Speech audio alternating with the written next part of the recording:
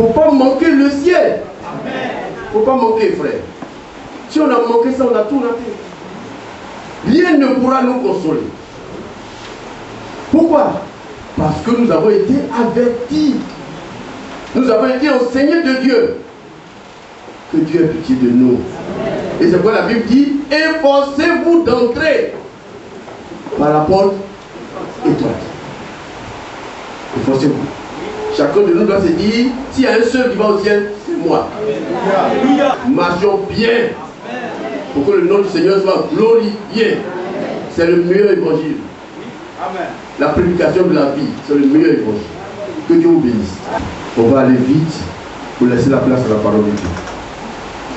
Nous disons bienvenue à tous ceux qui arrivent pour la première fois dans cette assemblée. Soyez vraiment les bienvenus et disposez vos cœurs pour recevoir la parole de Dieu. Que Dieu, le nom du Seigneur soit béni. Priez pour notre frère, pour qu'il dise exactement la parole de Dieu. C'est ce que nous avons l'habitude de faire. Que Dieu vous bénisse.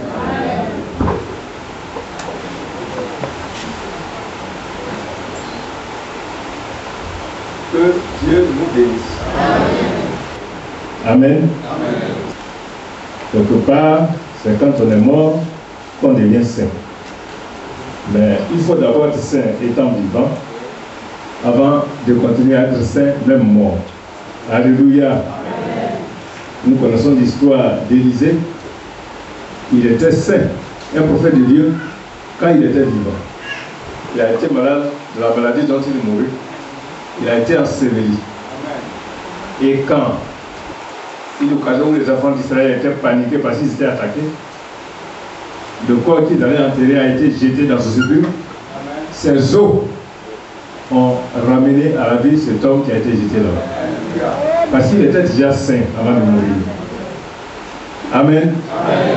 Et la vie de Dieu, cette puissance de résurrection qui va de sortir de la tombe, le jour où le maître criera,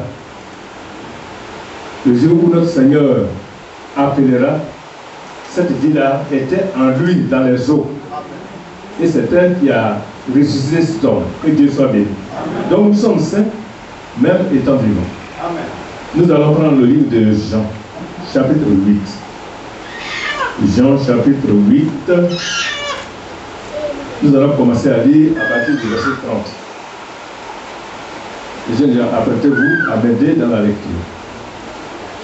Jean chapitre 8. Nous allons commencer à lire à partir du verset 30. Mais nous allons d'abord prier. Un court instant. Incline nos cœurs, je prie. Seigneur, c'est avec crainte et tremblement que je me tiens là ce matin. Parce que c'est une responsabilité de s'adresser à ton peuple saint. C'est pourquoi, alors que nous allons nous approcher des Saintes Écritures, je te prie de nous en donner la juste compréhension. Pour que rien de ce qui vient de l'homme ne puisse transparaître, ne puisse être dit, mais que ce soit la parole de Dieu ce qui soit dite. Bénis le prédicateur de la bénédiction que tu as promise. Bénis l'auditoire de la bénédiction que tu as promise. Et qu'à partant d'ici, chacun parte avec Jésus-Christ. C'est à son saint nom que nous t'avons prié. Amen. Amen. Que Dieu nous bénisse. Dites Amen quand on dit Dieu nous bénisse. Parce que quand on dit Dieu te bénisse, quand vous ne dites pas Amen, vous faites laisser passer une bénédiction. Parce que si vous n'êtes pas d'accord avec une bénédiction, Dieu ne vous l'accordera pas. Amen. Amen. Voilà, quand on dit Dieu vous bénisse, dites Amen. C'est comme on dit gloire à Dieu, on dit Amen. Si vous ne dites pas Amen quand on dit gloire à Dieu, ça veut dire que vous refusez que la gloire revienne à Dieu. Donc vous voulez prendre la gloire de Dieu. Mais Dieu ne partage pas sa gloire avec un homme. Parce que Dieu soit béni. Amen. Je vais lire exactement ce qu'il a dit. Il dit aux Juifs qui avaient cru. Si vous demeurez dans ma parole, si vous demeurez dans ma parole, vous êtes vraiment mes disciples. Amen. Amen. Si vous demeurez dans ma parole, vous êtes vraiment, mais regardez les mots qui ont été utilisés. Demeurer vraiment. Vraiment, c'est l'adverbe qui vient de vrai. Vraiment. Si ce n'est pas vrai, c'est faux. Si ce n'est pas vraiment, c'est faussement. Alléluia. Si vous demeurez dans ma parole, vous êtes vraiment mes disciples. Mais si vous ne demeurez pas dans ma parole, même si vous dites que vous êtes mes disciples, vous êtes faussement mes disciples. Vous ne l'êtes même pas. Amen. Amen. Si vous demeurez dans ma parole.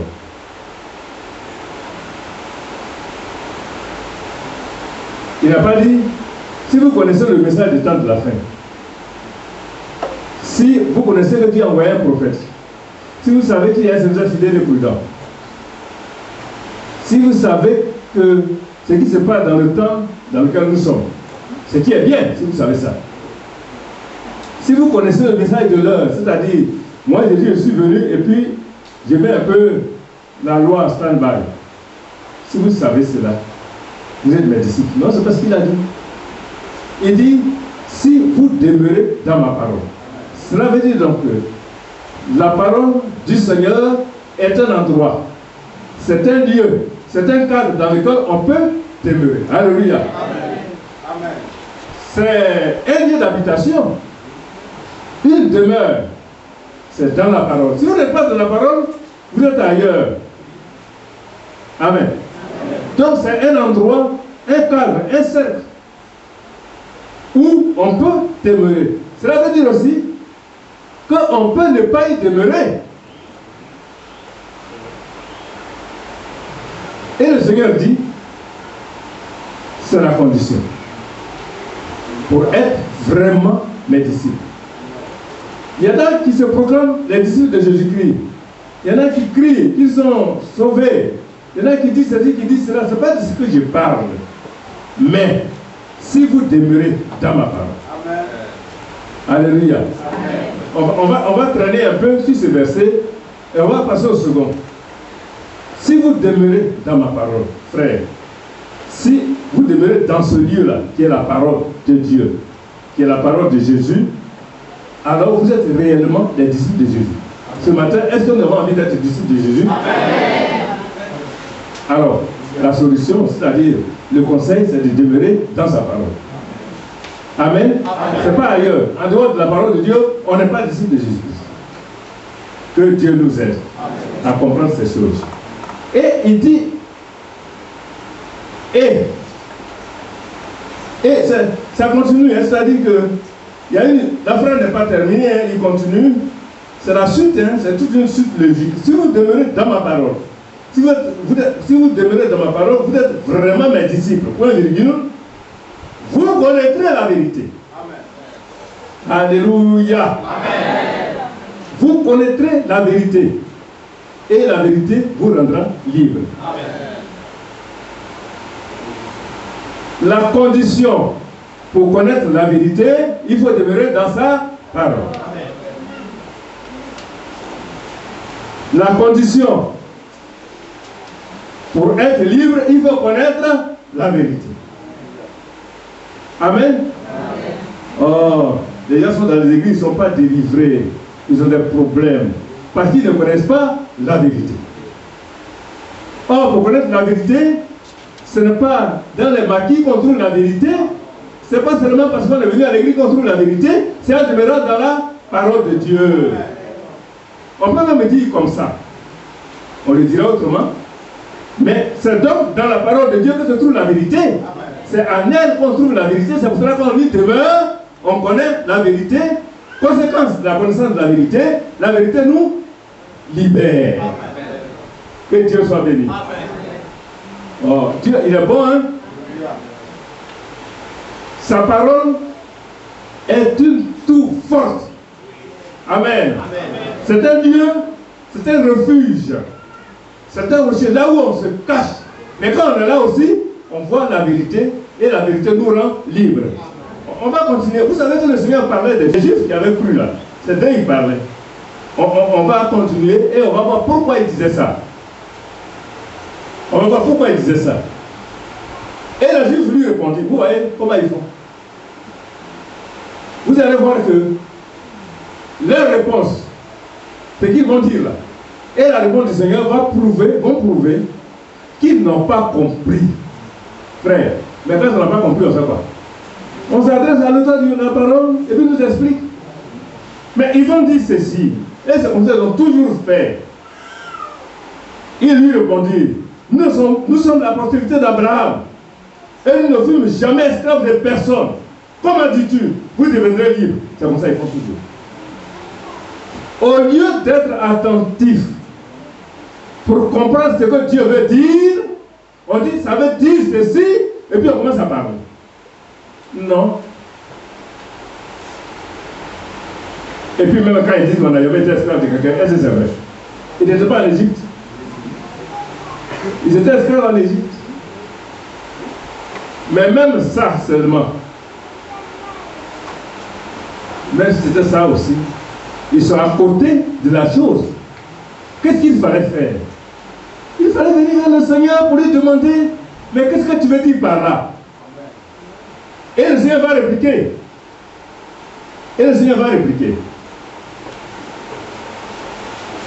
Il lui répondit, nous sommes la postérité d'Abraham et nous ne fûmes jamais esclaves de personne. Comment dis-tu? Vous deviendrez libres. En vérité, je vous le dis, leur répliqua Jésus. Quiconque se livre au péché est esclave du péché. Mais le péché, c'est quoi? C'est l'incrédulité. Le péché, c'est l'incrédulité. Celui qui est incrédule, il est esclave de l'incrédulité et il n'est pas libre. Amen. Mais pour être libre, il faut demeurer dans la parole. Mais pour demeurer dans la parole, il faut croire. La parole de Dieu. Il faut d'abord croire. Il faut croire et demeurer dans ce que tu crois. Alors tu connaîtras la vérité et la vérité te libère. Amen. Ce matin, celui qui a un lien quelconque, voilà la solution de son problème. Amen. Croire à la vérité, demeurer dans la vérité, et croire à la parole, demeurer dans la parole, et ça nous permet de connaître la vérité, et la vérité nous rend libres. Que Dieu soit béni. Donc, pour être disciple de Jésus-Christ, il faut demeurer dans sa parole. Et on a un bénéfice. Ça nous permet de connaître la vérité. On a un autre bénéfice. Et cette vérité coupe nos liens. Nos chaînes sont coupées, nos liens sont brisés. Nous sommes libres. Frères, toutes les prisons dans lesquelles nous sommes enfermés, c'est par incrédulité. On va avancer, on va en parler. C'est l'incrédulité sur le péché. C'est ce que le Seigneur voulait parler. Mais ils ont l'habitude d'interpréter. Vous voyez dans Jean 6, on va prendre Jean 6. Jean chapitre 6. Ils ont l'habitude d'interpréter. Hein. Là, c'est leur travail. C'est leur travail, ça. Jean chapitre 6, ils vont interpréter encore ce que le Seigneur va dire. Jean chapitre 6. Versets 51 et 52. Je suis le pain vivant qui est descendu du ciel. Si quelqu'un mange de ce pain, il vivra éternellement. Et le pain que je donnerai, c'est ma chair que je donnerai pour la vie du monde. Là-dessus, les Juifs discutaient entre eux, disant, comment peut-il nous donner sa chair à manger? Voilà. C'est les mêmes gens. Ils vont encore interpréter. Jésus va donc nous transformer en cannibales. Mais Jésus sait que les Juifs ne mangent pas la chair humaine. Mais alors, demandez. Amen. Demandez. Ils aiment interpréter. Ils n'aiment pas demander. Mais il a dit que si vous demeurez dans ma parole, vous êtes vraiment mes disciples. Là, vous connaissez la vérité vous rendra libre. C'est ça. Vous connaissez la vérité, et la vérité vous rendra libre. Mais demeurer dans la parole, ça veut dire quoi? Seigneur, explique-nous.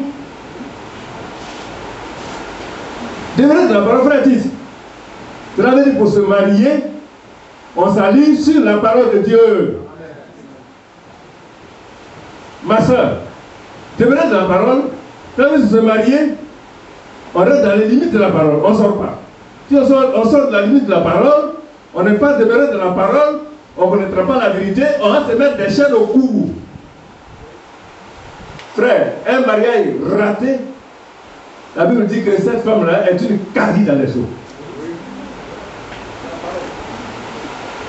Et l'apôtre Paul dit, à propos du mariage, que nous allons avoir des tribulations de la chair. Comme cela, il dit qu'on pouvait rester comme ça.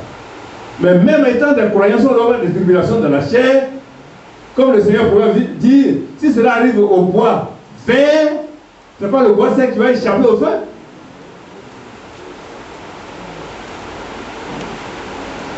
On fait des calculs, mais ça ne réussit pas toujours. On fait des calculs, ça ne réussit pas toujours. Dieu sait comment il conduit les gens. D'une manière ou de l'autre, ça peut réussir pour l'un, ça ne peut pas réussir pour l'autre. Pourquoi? Parce que toi, pour toi, là, ce n'est pas Dieu qui a conduit. Il faut demeurer dans la parole de Dieu. Dans tout ce qu'on fait. Même dans la quête d'un emploi. Où faut-il être? Dans la parole de Dieu. La parole de Dieu vous rend libre.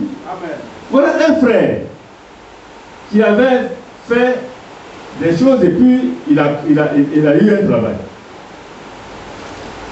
Maintenant, il vient voir les frères pour leur dire, bon, il y a eu un travail. Quand il explique, le frère a des problèmes. Parce qu'il est passé par des voies détournées, mais là il est dérangé.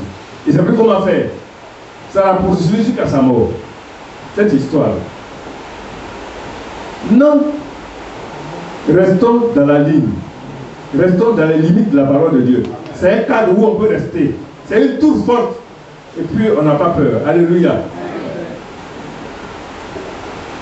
Que Dieu soit béni. Dans le manger et le boire, s'il vous plaît. On ne mange pas n'importe quoi. C'est pas vrai? La Bible dit qu'on ne mange pas n'importe quoi. On ne mange pas le sang. Si un animal, on te donne le sang d'un animal à manger, le chrétien ne mange pas ça. C'est pourquoi quand un animal n'a pas saigné, écoutez-moi les termes que j'utilise. Si l'animal n'a pas saigné, si les morts avaient tous en sang de temps, on ne le mange pas. Donc même dans l'alimentation, même dans le repas. Et pour boire, on boit quoi? Dans ce temps où nous attendons le Seigneur pour qu'il vienne, c'est là qu'on va s'enivrer. Et puis on va dire, oh, de toute façon, il n'est pas écrit que celui qui boit, il est perdu. Non, il n'est pas écrit que celui qui boit, il est perdu. Mais cela ne sied pas aux saints. Les saints ne boivent pas et ne s'enivrent pas. Ils se sanctifient le corps, l'âme et l'esprit. Que Dieu soit béni. Dans tout ce que nous faisons, même dans nos relations avec l'environnement. Dans Romains 8, il a dit que la création, la nature, là, elle attend, avec un ardent désir, la manifestation, c'est-à-dire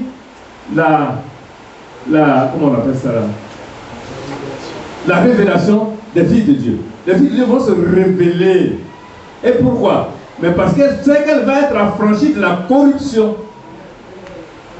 Amen. Amen. Alors ça fait que le grand, il prend des ordures, il jette ici, il mange une orange, il jette là-bas, il trouve partout, il pisse. Alléluia. Non, si nous le faisons, nous devons nous ressaisir. Parce que nous devons demeurer dans la parole de Dieu. Vous savez, les enfants d'Israël, quand ils étaient dans le désert, ils n'allaient pas déféquer partout pour laisser les selles au bord de la route pour que les gens voient. Ils avaient une ligne de conduite pour préserver l'environnement. Il faut creuser. Et puis tu mets ça dedans. Et puis tu fermes. Et puis il continue. Et puis on ne déféquait pas dans le camp. Dans l'habillement. Dans l'habillement, il faut demeurer de la parole. Aujourd'hui, il y a beaucoup de choses que nous voyons. Hein. C'est les jeunes gens. Nos frères, ils achètent un bon caleçon rouge, blanc, noir ou vert. Blanc comme il veut. Il le porte et puis il descend le pantalon qui est à chemin sur les fesses. Et puis on voit son caleçon. Comment on appelle ça? Hein? Ah bon. Non, mon fils a dit le nom une fois. Mais c'est quelle est cette manière de faire là? C'est indécent, c'est malpropre. N'est-ce pas? On ne doit pas le faire. Si tu le fais, tu ne demeures pas dans la parole de Dieu. Amen. Amen. Amen. Et ce qu'on a constaté aussi chez les filles, elles ont deux malices. Ou bien faire voir tout son dos, ou bien faire voir la naissance de ses seins. C'est impur, c'est malpropre. Vous pensez que si un frère doit se diriger vers vous, c'est ça il va regarder, et il ne vous prendra pas. Le Seigneur va le détourner de vous, s'il est sérieux. Mais s'il est comme vous, vous allez vous prendre ensemble, vous allez vous marier, et vous allez vous frapper dans le foyer là. Mais parce que vous n'êtes pas basé sur la parole de Dieu. Que Dieu nous aide.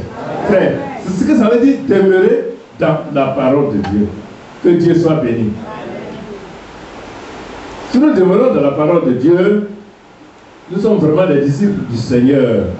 C'est alors que nous connaîtrons la vérité et la vérité nous affranchira. La vérité nous rendra libres. Ce n'est pas la connaissance de la vérité, la connaissance de la vérité nous rendra libres. Que Dieu soit béni. Nous allons continuer pour mais les gens ils ne veulent pas marcher dans la vérité. Ils veulent toujours marcher dans leur interprétation. J'ai dit à mon ami là de se lever parce que je suis allé sur lui. Mais la manière, avec beaucoup d'exactitude, qu'il s'attaquait au tonnérisme, j'ai vu qu'il y a beaucoup de choses dans le ventre. Et la manière dont il voit le ministère de Franck, mais il dit que le diable même là, voulait l'empêcher pour ne pas qu'il accepte ce ministère. Mais quand il a écouté, il a vu que cet homme a quelque chose de la part de Dieu. Mais eux, Pierre a dit dans 2 Pierre chapitre 3, on va le lire, 2 Pierre chapitre 3.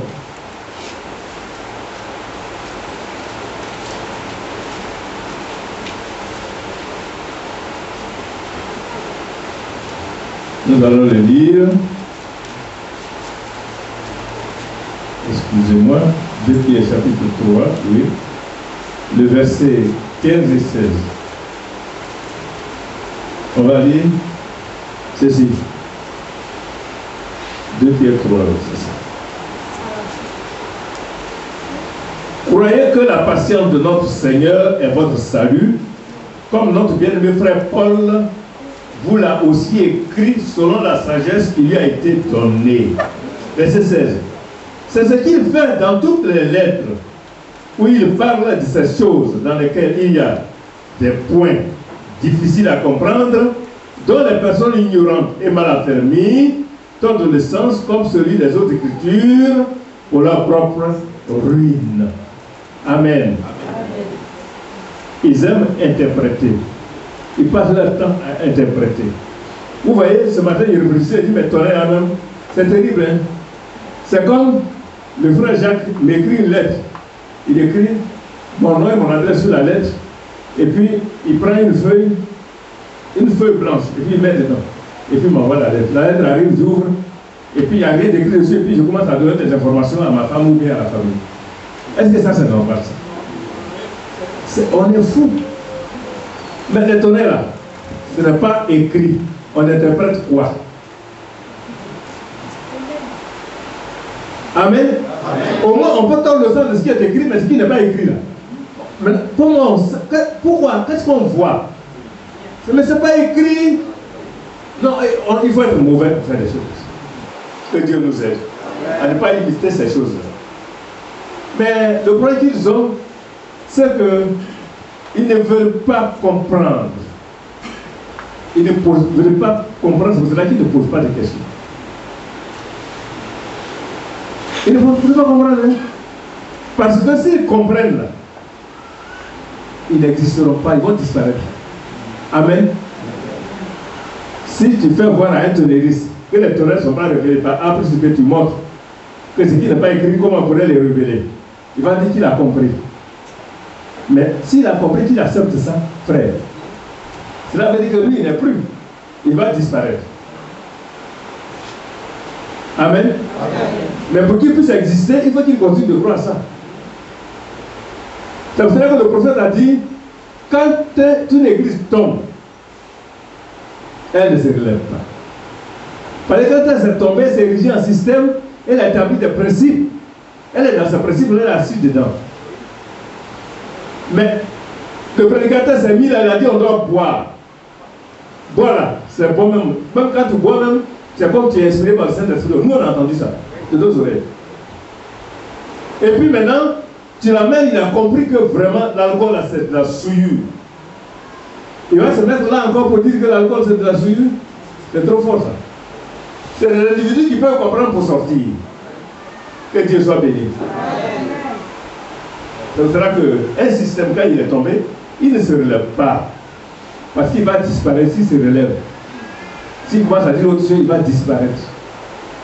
Pour exister, il faut croire, il faut boire. C'est ça qui fonde leur existence. C'est la base de leur existence. Maintenant, quand tu leur demandes, est-ce que dans la Bible, il a dit que celui qui fume, il est perdu? Il dit non, ce n'est même pas écrit. Ce n'est pas écrit. Et puis on fume. Et puis, donc les chrétiens peuvent fumer? Non. Bon, mais il n'est pas écrit que celui qui boit, il est perdu, mais est-ce que les chrétiens doivent boire? Que Dieu nous aide à ne pas interpréter, à nous attacher à la parole de Dieu. Amen. Et il y en a quand tu leur dis que la polygamie, là, un chrétien, il est sauvé, là, il est sauvé. Et puis ça va prendre une femme, deux femmes, trois femmes. Que ce n'est pas biblique. Vous allez discuter. Mais il a déjà enseigné ça. Il a déjà 2 ou 3 soeurs de l'assemblée. Et puis il va comprendre pour dire quoi? Que ce n'est pas biblique maintenant. Et puis il va chasser les soeurs là où il va se débarrasser d'elles. Ça ne marchera pas. Donc, ils ne veulent pas comprendre. Parce que s'ils comprennent, ça sape les fondements de leur propre existence. Amen. Donc, ils ne demandent pas parce qu'ils ne veulent pas comprendre. Et même quand ils ont compris, ils ne peuvent pas changer. Parce que ça va les faire partir. Ils ne seront plus là. Que Dieu soit béni. Il y a un parmi eux, dans le livre de Jean, Jean chapitre 18. C'est un païen. Il a posé la bonne question. Alors que les Juifs n'ont pas demandé de quelle vérité le Seigneur parle et de quelle liberté il parle. Ils ont commencé à interpréter comme ils font toujours. Il y a un païen qui a posé la question, mais il n'est pas différent des Juifs. Hein. Il a posé la question, mais ça ne l'intéresse pas. La réponse ne l'intéresse pas. On va voir ça dans Jean, chapitre 18, verset 38. C'est Pilate. Pilate lui dit, qu'est-ce que la vérité? Écoutez bien, après avoir dit cela, il sortit. Et de nouveau, il sortit de nouveau pour aller vers les Juifs et il leur dit, il ne trouve aucun crime en lui. C'est pas ce qu'on t'a demandé. Toi, tu as dit, tu as posé une question. Reste là, tu vas entendre. Mais ça ne l'intéresse pas. Frère, beaucoup de gens, quand ils posent les questions là, c'est pas parce que les questions les intéressent. Hein. Les réponses ne les intéressent pas. Hein. Ils posent les questions et pendant que vous répondez, ils cherchent des versets pour vous contrecarrer, pour vous combattre. Qu'est-ce que la vérité? Qu'est-ce que Pilate devait faire? Il devait s'asseoir là pour écouter. Et beaucoup de croyants font ça. Ils ne cherchent pas à savoir ce que c'est que réellement que le Seigneur a dit. C'est le Seigneur qui a dit la parole. C'est lui seul qui peut en donner des explications exactes. Pierre a dit que l'Écriture là ne doit pas faire l'objet d'une interprétation particulière. Parce que c'est poussé par le Saint-Esprit que des hommes de Dieu ont parlé de la part de Dieu. Amen. Amen. Mais si c'est poussé par le Saint-Esprit, pour la comprendre, il faut être aussi poussé par le Saint-Esprit. Alléluia. Nous sommes d'accord avec ça. Que Dieu soit béni. Amen. Donc, notre monsieur Pilate, il a posé la question, mais la réponse ne l'intéressait pas. Comme beaucoup de frères, beaucoup de gens, ils posent une question, pendant que tu réponds, ils cherchent à voir où il va trouver une faille pour dire qu'il a raison sur toi. Je dis, cherche. Non, ne faisons pas ça. Moi, je me souviens, quand j'ai cru nouvellement, il y a des mois, j'ai lu la Bible et puis j'ai des questions sur mon cœur. Les questions sont sur mon cœur, je viens à l'église. Je n'ai même pas le temps de poser la question à un prédicateur et puis la réponse vient du haut de la chaîne. Et puis je prends l'autre. Alléluia. Si vous demeurez dans ma parole, vous êtes vraiment mes disciples. Et vous connaîtrez la vérité, et la vérité vous rendra libre. Que Dieu soit béni. Puis là, donc la réponse ne l'intéressait pas, mais nous, la réponse nous intéresse. Alléluia. Amen. Qui la réponse intéresse? Amen. Amen. Que Dieu vous bénisse. Nous, la réponse nous intéresse ce matin. Qu'est-ce que la vérité? Dans le livre de Jean, chapitre 14, verset 6, le même Seigneur a dit, je suis le chemin, la vérité et la vie. Amen. Alléluia. Amen. Il a dit 3 choses qu'il est, mais à l'intérieur il y a la vérité. Amen. Il dit vous connaîtrez la vérité. Et la vérité vous affranchira. Amen. Mais le Seigneur a dit que lui il est la vérité. Amen. Alléluia. Quand vous prenez Jean, chapitre 1, verset 1, au commencement était la parole était avec Dieu, et la parole était Dieu. Amen. Au verset 12, verset 14 par là, et la parole s'est faite chair. Amen. C'est donc, le Seigneur dit que lui, il est la vérité. C'est que lui aussi, il est la parole. Amen. Amen. Et quand, dans Jean 17, 17, le Seigneur priait pour nous, Jean 17, chapitre 17, Jean chapitre 17, verset 17, donc Jean 17, 17, le Seigneur dit ceci, sanctifie-les par ta vérité, ta parole est la vérité. Amen. Amen. Nous revenons à ce que le Seigneur a dit, si vous demeurez dans ma parole, vous êtes vraiment mes disciples. Amen. Amen. Vous connaîtrez la vérité et la vérité vous affranchira. Amen. Vous connaîtrez donc ma parole et ma parole vous rendra libre. Amen. Que Dieu soit béni. C'est la parole de Dieu qui rend libre. C'est la parole de Dieu qui rend libre. Ce n'est pas autre chose. Et c'est la parole de Dieu qui est la vérité. C'est elle qui rend libre. Mais de quoi parlait le Seigneur? Le Seigneur parlait de ces juifs-là. De ces juifs qui étaient venus et qui écoutaient la prédication. Dans Jean 3, 1, vous allez voir pourquoi même le Seigneur parlait comme ça. Jean 3, verset 1 et 2. Jean chapitre 3, verset 1 et 2. Mais il y eut un homme d'entre les pharisiens nommé Nicodème, un chef des pharisiens, qui vint lui auprès de Jésus de nuit.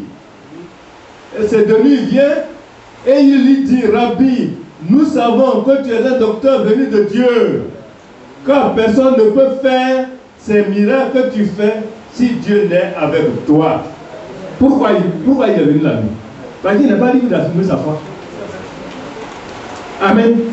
Parce qu'il ne demeure pas dans la parole, donc il ne connaît pas la vérité, il n'est pas libre, il est lié par la religion. Il est lié par la religion.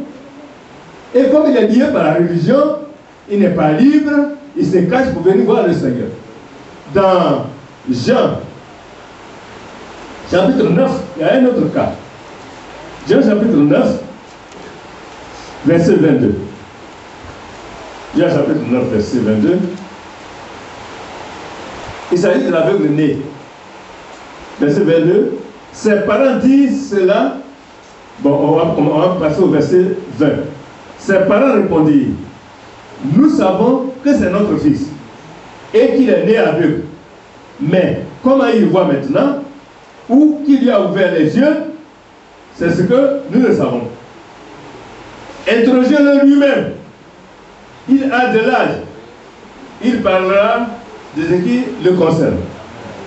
Alors vous voyez bien, verset 22 dit, ses parents disent cela parce qu'ils craignaient les Juifs, car les Juifs avaient déjà convenu que si quelqu'un reconnaissait Jésus pour le Christ, il serait exclu de la synagogue, c'est tout. Ils ont donc menti. Par le Seigneur a dit, qui a ouvert ses yeux, ils étaient heureux, ils ont béni même le Seigneur, ils ont glorifié le Seigneur, ils ont cru en Jésus. Maintenant, quand on les interroge, attention, si tu reconnais publiquement que Jésus est le Christ, tu vas être exclu de la synagogue. C'est-à-dire, quand on parle comme ça ne paraît pas important, mais c'est très important pour un juif, la synagogue. C'est là qu'on fait tout. C'est la synagogue qu'on fait les réunions. C'est la synagogue qu'on donne les informations. Surtout quand ils sont en diaspora, c'est la synagogue qu'on sent l'âme juive. On ne peut pas être ailleurs. Et puis tu es exclu de la synagogue. Non, pour le juif, la synagogue, c'est un peu comme la porte du ciel. C'est-à-dire que si on est exclu de la synagogue, c'est qu'on est exclu du ciel. C'est un peu comme ça qu'il faut voir les choses. Vous voyez comment c'est grand? Et à cause de cela, ils ne sont pas libres parce qu'ils ne connaissent pas la vérité. Ils ne savent pas que celui qui était devant lui, c'est la vérité elle-même. Et qu'il a déclaré que je suis le maître du sabbat. Le sabbat que vous célébrez tous les samedis, là, tous les 7e jours. Là. Je suis le chef, je suis le maître du sabbat, mais le sabbat là, se célèbre dans la synagogue. Et puis le sabbat est plus important que la synagogue. Parce qu'on peut casser une synagogue, mais le sabbat reste le sabbat. Et le chef du sabbat, il est là. Mais on craint parce qu'on ne sait pas que c'est lui. Alléluia. C'était le problème. Pourquoi les disciples, eux, ils ont cru en lui? Les disciples, eux, ils ont cru parce qu'ils ont vu que c'est lui. Quand les autres ont dit qu'il veut faire de nous des cannibales, il veut nous faire manger sa chair, le Seigneur, il exagère. Les gens ont commencé à être scandalisés. Ils ont dit non, c'est pas vrai ça. Le Seigneur, il a fait exprès, c'est moqué un peu de. Il a dit, mais cela vous scandalise. Il a dit, mais le Seigneur, tu savais que ça devait les scandaliser, mais ils comprenaient rien. Il dit, mais qu'est-ce que vous direz alors? Quand vous allez voir le Fils de l'homme monter pour occuper la place qu'il occupait avant de venir là, comment vous allez faire? Et puis les gens sont partis jusqu'à Pierre et les gens sont là. Et puis le Seigneur a dit, et vous faites quoi? Vous ne partez pas aussi? Il a dit non, hein? Ils ne comprenaient pas, hein? Mais ils n'ont pas interprété. Ils savaient que celui avec qui ils sont là, c'est lui qui a dit, il va expliquer. Donc il a dit, mais où irons-nous? À qui irons-nous? Toi, tu as les paroles de la vie éternelle. Donc on ne bouge pas. Oh frère, même s'il y a une parole que je ne comprends pas, je dis au Seigneur, à qui irons-nous? De toute façon, toi tu as la vie. C'est que je ne comprends pas, tu vas m'aider à comprendre ça après. Que Dieu soit béni. Et que Dieu nous aide à comprendre vraiment.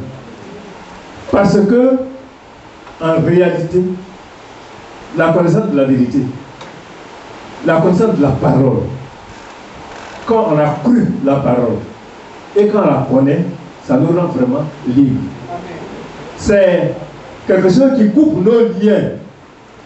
Dans le livre d'Hébreux, chapitre 2, Hébreux chapitre 2, on va lire ça. Hébreux chapitre 2, verset 14 et 15, on va lire ça. Verset 14 et 15. Hébreux chapitre 2, verset 14 et 15. Ainsi donc, puisque les enfants participent au sang et à la chair, il y a également participé lui-même, afin que par la mort, il rende, c'est-à-dire le diable.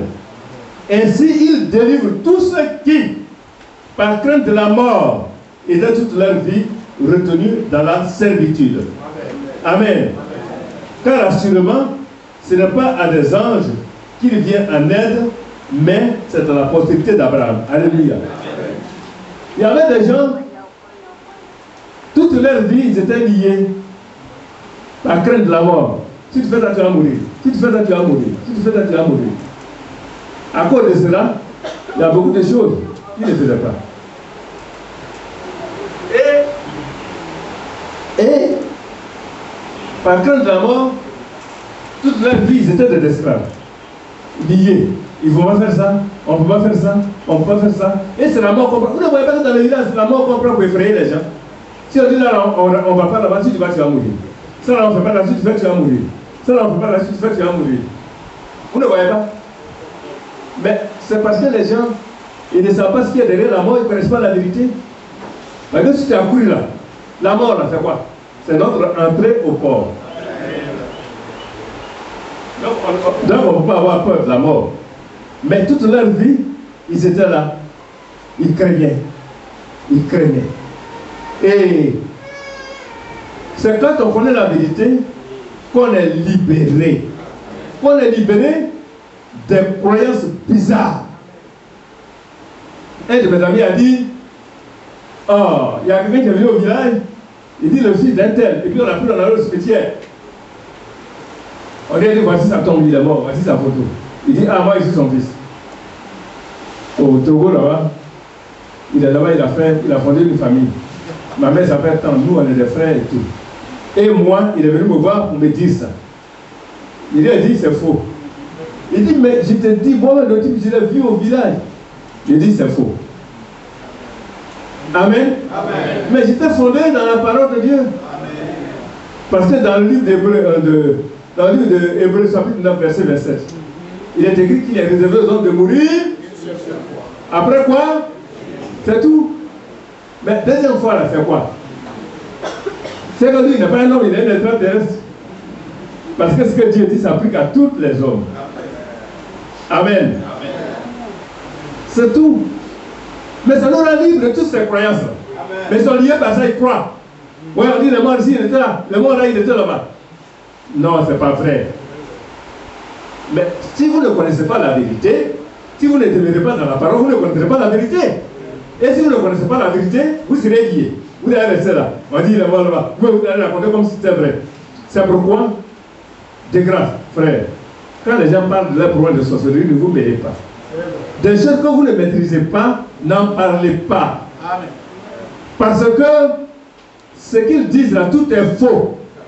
Sauf que il y a des gens qui jettent des sorts, qui font du mal aux autres, ça c'est possible. Et puis nous n'avons pas à les craindre. Amen. Amen. Nous on n'a pas à les craindre. Nous sommes Israël. Dans le livre de Nombre, chapitre 23, verset 23, vous voyez que le mauvais sort n'a pas d'effet sur Israël, ni la divination. Alors, on craint quoi? Vous voyez où nous sommes adossés? Au rocher des âges. Que Dieu soit béni. Vous connaîtrez la vérité et la vérité vous affranchira. Mais la condition pour connaître la vérité, il faut demeurer dans la parole. Et là, vous avez l'avantage d'être un vrai disciple de Jésus-Christ et vous connaissez la vérité et la vérité vous rend en plus libre. Alléluia. Amen. La vérité nous rend libre, c'est vrai. Libre des mensonges qu'on débite tout le temps. Beaucoup ont dit, voilà, on était au village, l'homme là, les sorciers l'ont mangé. Ils ont mangé son âme. Mon œil. Quelle âme? Quelle âme? Quelle âme? L'âme là, c'est la partie immatérielle qui est dans l'homme, tu vas rendre compte à Dieu. Amen. Amen. Mais ça, pour le savoir, il faut demeurer dans la parole de Dieu. Amen. Et alors, c'est là que tu vas connaître la vérité. La parole va t'être révélée en tant que vérité. Et cette vérité va te rendre libre, dégagé de tout entrave. Mais nous ne sommes pas là pour être encore des esclaves, nous on est libres. Que Dieu soit béni. Quand notre frère Étienne, dans Acte 7, quand il était en train de mourir parce qu'on l'a lapidé à cause de la vérité, notre frère Étienne, il s'est dressé, verset 59, 60. On dit il s'est dressé comme ça. Il dit, Père, ne leur impute pas cette faute. Et puis qu'est-ce qu'il a dit ensuite? Je te remets mon esprit. Mais si ça a été mangé, qu'est-ce qui va partir? Donc ça fait qu'on a été victime des mensonges des gens, on est resté dedans. Nous aussi on a couru à ça, on a peur. Il y avait un certain Aziz, un frère a raconté ça ici, qui dit qu'il va transformer les gens en serpents. Il n'y en a pas ici. Dans la Bible, il n'y en a pas. Amen. Si quelqu'un dit je vais te transformer en serpent, tu dis je vais te transformer en serpent, il va t'effrayer. Ne le crains pas. Ce qu'il dit là, ça n'existe pas dans la Bible. Amen. Il y a un seul qui a transformé quelqu'un, c'est le Seigneur qui a transformé le serpent en un reptile. Amen. Amen. Amen. Mais un homme ne peut pas transformer, il va te transformer comment?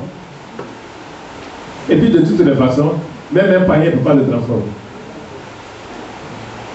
On dit que le sorcier transforme l'homme en mouton, puis le mange comment? Bon, disons, comme il a transformé en mouton, ils l'ont mangé, mais pourquoi dans le cercueil, pourquoi il y a un corps dedans?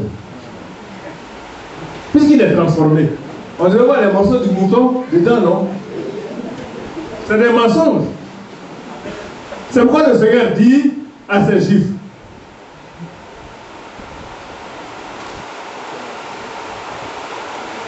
si vous demeurez, si vous demeurez dans ma parole, vous connaîtrez la vérité.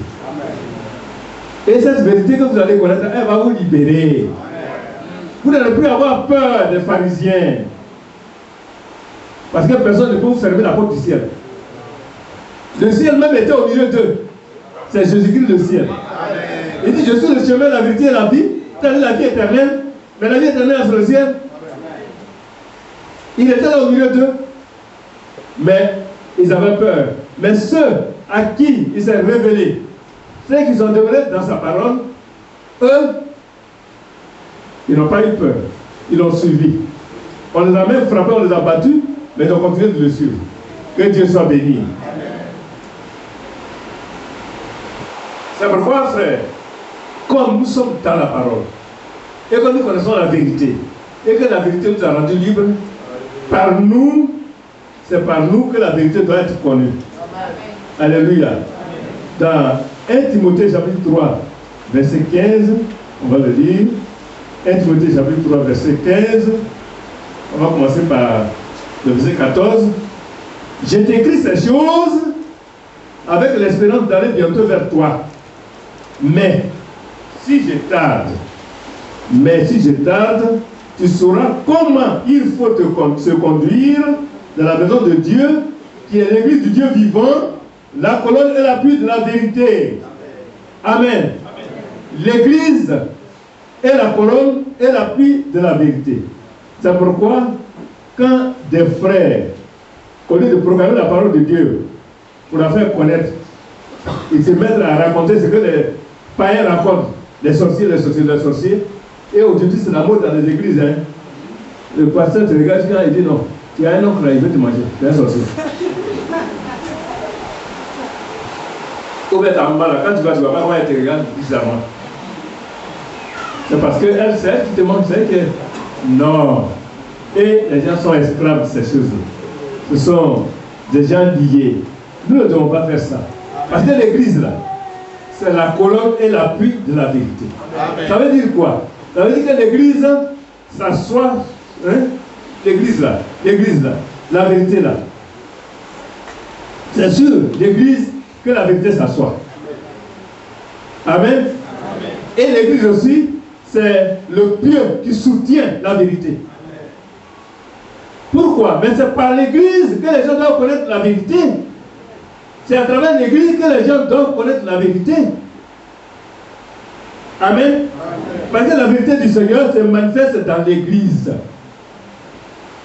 S'il n'y a pas de réunion, il n'y a pas d'église, pour expérimenter le salut. Mais comment ils sauront que c'est vrai que Dieu sauve? C'est pourquoi c'est l'église qui est la colonne et l'appui de la vérité.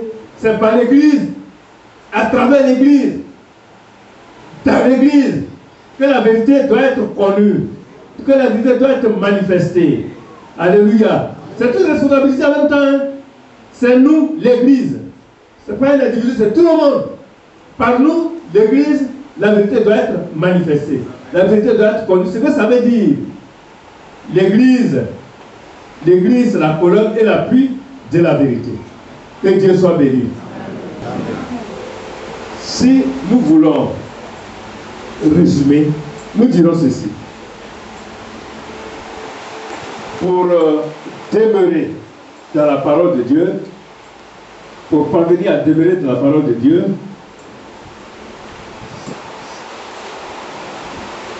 c'est de ne pas prendre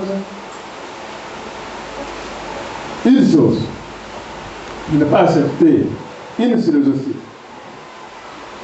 une déclaration, une décision qui ne peut pas être testée par la parole de Dieu. Demeurer dans la parole de Dieu, demeurer dans la parole du Seigneur, ça veut dire aussi éprouver tout par la parole. Éprouver, c'est-à-dire juger. Tu prends la chose, tu ramènes à la parole, puis tu vois que ce n'est pas de la parole, tu rejettes. Ça veut dire rejeter tout. Croyance, opinion, décision des anciens, philosophie, doctrine, enseignement, foi, qui n'ont pas leur fondement dans la parole de Dieu, qui n'ont pas leur origine dans la parole de Dieu, qui n'ont pas une assise dans la parole de Dieu. Tout ça, on doit rejeter ça. Amen. Amen. Parce que la parole de Dieu, c'est la plus haute philosophie. Comme tu as dit, philosophie, il y en a qui ont dit.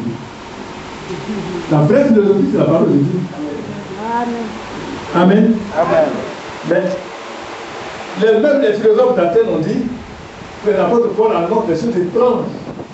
Parce qu'ils ont dit que cette philosophie-là, c'est parce que la philosophie, eux, la philosophie sont sur la terre-ci, mais Paul, lui, était en haut dans le ciel. Amen. Donc, si une philosophie ne prend pas son origine dans la parole de Dieu, on la rejette. Amen. Amen. Tout ce que nous devons faire, même notre habillement, on doit prendre le miroir de la parole pour voir si c'est bien, si c'est correct. Sinon, on ne porte pas. Et puis, ce n'est pas pour venir à l'église seulement. Hein. Ne croyez pas que, comme on a prêché ça du haut de la chair, quand on vient à l'église, on va s'arranger, on va être dans une descente, mais au dehors, on peut porter ce qu'on veut. On ne se moque pas de Dieu. Ce que l'homme aura scellé, il le moissonnera aussi. Ce n'est pas le pasteur qui ira derrière vous, pour vous dire ceci, cela, mais Dieu vous attend. Que le nom du Seigneur soit béni. Amen. Le Seigneur a dit aux disciples et aux juifs qui avaient cru, si vous demeurez dans ma parole, vous êtes vraiment mes disciples. C'est alors que vous connaîtrez la vérité et cette vérité vous rendra libre. Que Dieu nous bénisse. Amen.